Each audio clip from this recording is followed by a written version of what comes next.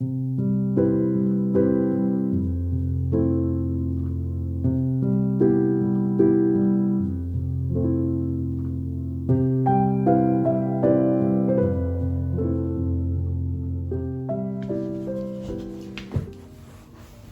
everyone and welcome back to my channel and welcome to a cozy January reading vlog.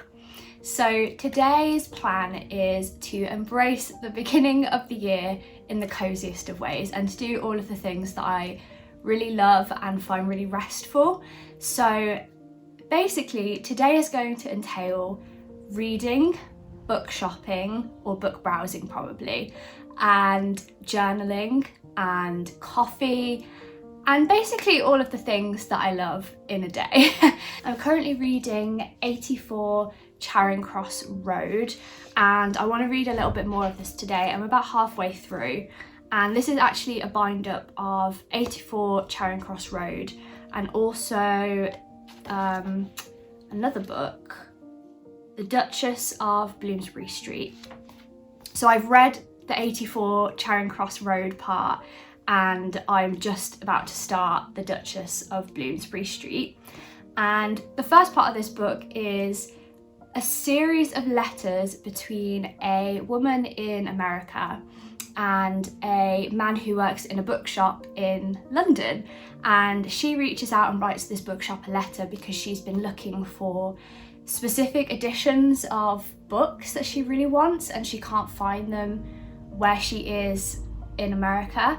And so she writes to the shop and one particular man responds to her and says he'll try and look out for these books. And this kind of starts off years of letters between these two people. And it's actually a real story. These are real letters that were sent in, I think it starts in the 40s. Yeah, first letter is 1949. So it's just post World War II and they go up to the 70s, the letters. It ends in 1969. So this is about 20 years worth of letters between these two people and it's about the friendship that they form and about books and reading and bookshops, and it's just, it's so heartwarming. I absolutely love it and I'm so glad I finally read this. I feel like this has been recommended to me as a book for people who love bookshops so many times and I'm really glad that I read it. So I'm really excited to read the second part, which is journal entries from the same woman, Helen Hanff, after those series of letters ended. And yeah, I won't say any more because it will spoil the first part, but I'm very, very excited to read some more of that today. After I finish that, because it's only 100-ish pages, I really want to start a classic, and this year in general I really want to focus on reading less books but kind of longer books or books that I've really wanted to read for a long time, but rather than, you know, only reading a book because I know I can read it in a week like I did last year with a 50 book challenge, I want to read books that might take me 2, 3, 4 weeks to read because they're long, and focus on reading the books that I've really wanted to read for a while. So I want to try reading some of the Bronte books. In fact, I'll show you the ones I have. So last year for Christmas, my parents bought me the penguin, oh they're so heavy, the penguin cloth bound editions of, so I have Villette by Charlotte Bronte, Wuthering Heights by Emily Bronte, The Tenant of Wildfell Hall by Anne Bronte, and of course Jane Eyre by Charlotte Bronte. I actually have about 4 copies of Jane Eyre and I've never read it, so maybe that's the one I should start with. But the one that I'm really interested in starting with, I've not read any of the Bronte books at all, the one that I'm kind of interested in starting with is The Tenant of Wildfell Hall by Anne Bronte, because I've heard quite a few people say that this is a really underrated book by the Bronte sisters, and a lot of people really like it. I've heard it's not quite as lyrically written as the others, but that the themes and story in it are really beautiful. So this is kind of the one I'm leaning more towards starting with, but at the same time I feel like Jane Eyre is the one I should start with. Please let me know in the comments which Bronte book you would recommend me to start with, because I really want to try and read at least 1 or 2 of them this year, but I want to read a good one that will make me want to read more. So please let me know in the comments what your favourite Bronte book is and where you think I should start, having not read any of her books before. I'm also on the hunt for a journal to do a reading journal this year. Part of reading less books but reading kind of longer, or books that I wanted to read for a while, is that I want to really document my thoughts and feelings on those books as I go, and just take it a little bit slower, so not rush from finishing one book to reading another one straight away, but actually spend some time thinking and reflecting on that book and what I liked and didn't like.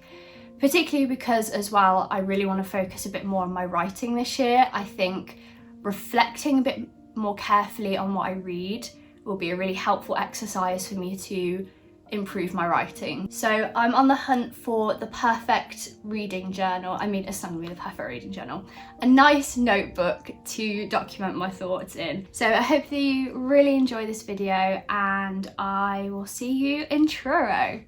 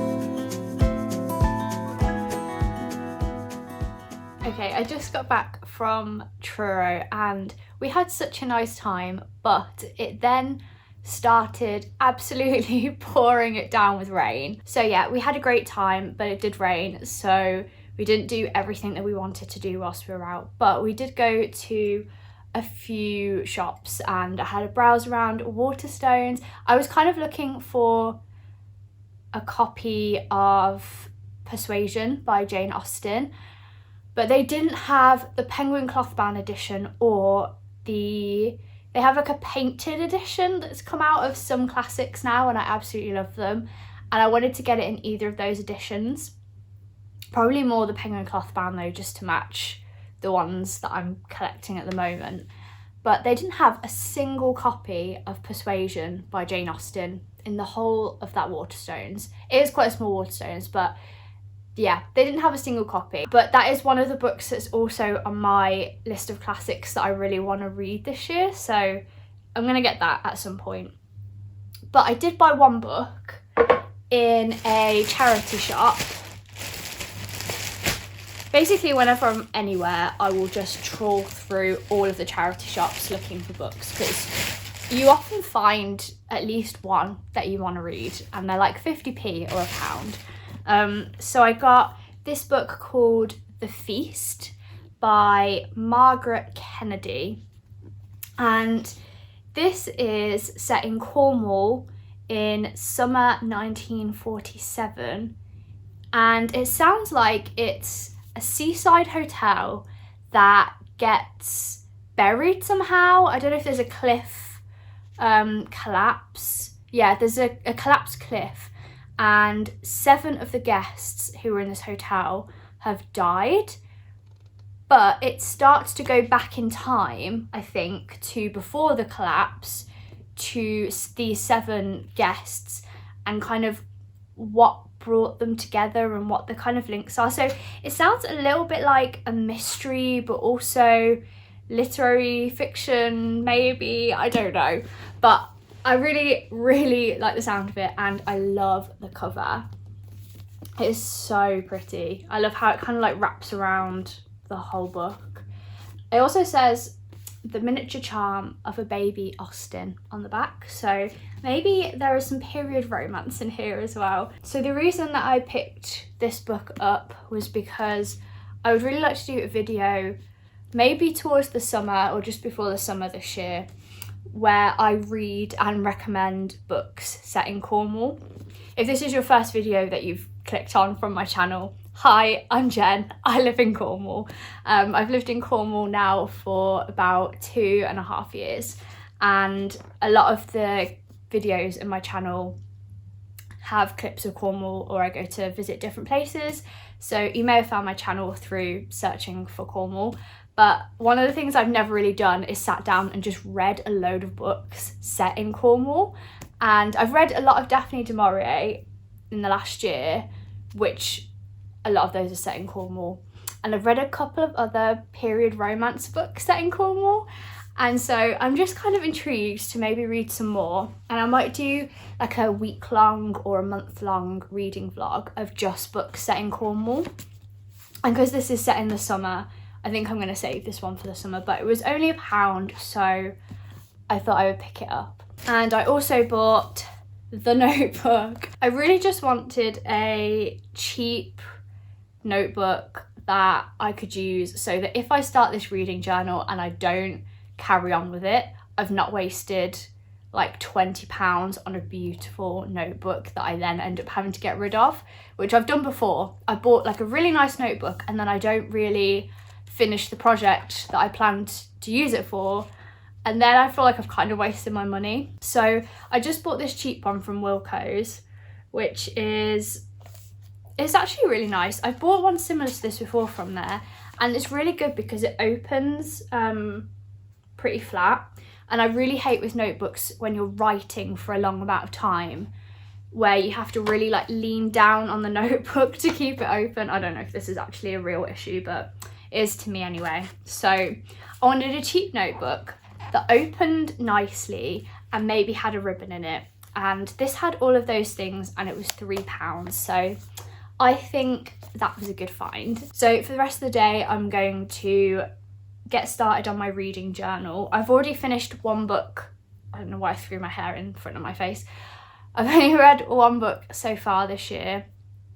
I read, what was the book that I read? What was it called? Before the Coffee Gets Cold. And it was okay. I have some thoughts, and I think that's why I really want to do this journaling exercise, so that I can actually properly document my thoughts on what I read as I read it. So I'm going to write down my thoughts on that book and then carry on with 84 Charing Cross Road and maybe write my thoughts on that as well. So yeah, I'm going to read some book, do some journaling, drink some tea, and have a cozy afternoon. So let's go.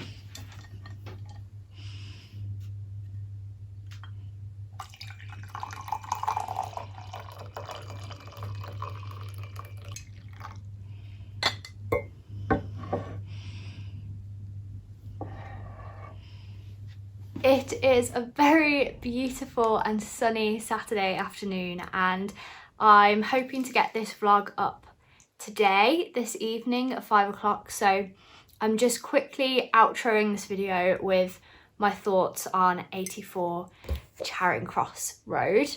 I wanted to share my thoughts on this book because I did finish The Duchess of Bloomsbury Street this morning. So 84 Charing Cross Road, as I said earlier in this video, is such a charming and joyful thing to read. I was going to say story, but it kind of is a story, but it's a series of letters and they are just so wonderful to read. I think Helen or Helene Hamp's personality just comes across so well in these letters. My favourite one is the letter from the 25th of March 1915, and this is quite early on in the book.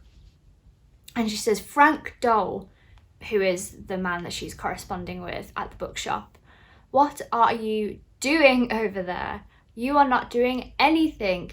You are just sitting around. You leave me sitting here writing long margin notes in library books that don't belong to me. Someday they'll find out I did it and take my library card away. I've made arrangements with the Easter Bunny to bring you an egg. He will get over there and find you have died of inertia."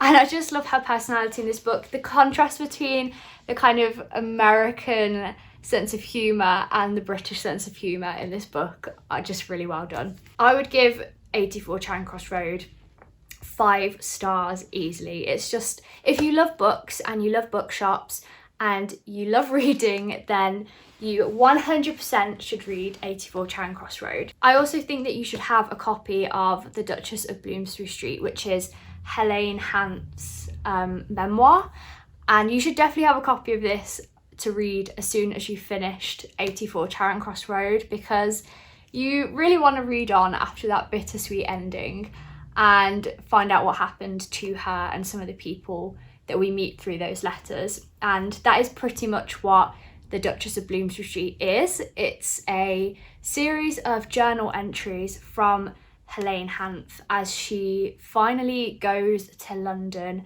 and meets some of these people, but also new people who were impacted by 84 Charing Cross Road. It kind of reads a little bit like a travel memoir. I haven't really read travel memoirs, but this is kind of what I imagine a travel memoir to kind of read like, in that it's a lot about being an American in London and observing it kind of as a tourist, but wanting to explore it more deeply than that. One of my favourite journal entries is when she's sat in a park and this dog runs up to her and she starts to kind of pet the dog, and the owner of the dog gets really angry at her because she's trying to teach her dog not to run up to people. And she then contrasts this with Dog Hill in Central Park, where dogs just run around freely, apparently. And she kind of says that the park of the city really reflects the personality of the people and the personality of that place, and how the kind of reserved and quiet nature of parks in London is as much a reflection on British people as the busy, crazy Central Park is to American people. And I just thought that was so interesting, and I really enjoyed reading her insights on America and London. I think 84 Charing Cross Road, the letters, was definitely my favourite part of the book, but it was really lovely to be able to read the memoir part of the story as soon as I finished it and find out what happened to these people. I also did a poll on my Instagram stories yesterday after I'd said about which Bronte book I should start with, and overwhelmingly so far that poll is looking like it's going to lean towards Jane Eyre as the one that I pick up first, which is kind of what I expected. And with that, thank you so much for watching this video. I hope that you have a wonderful Saturday, and I will see you very soon with another video.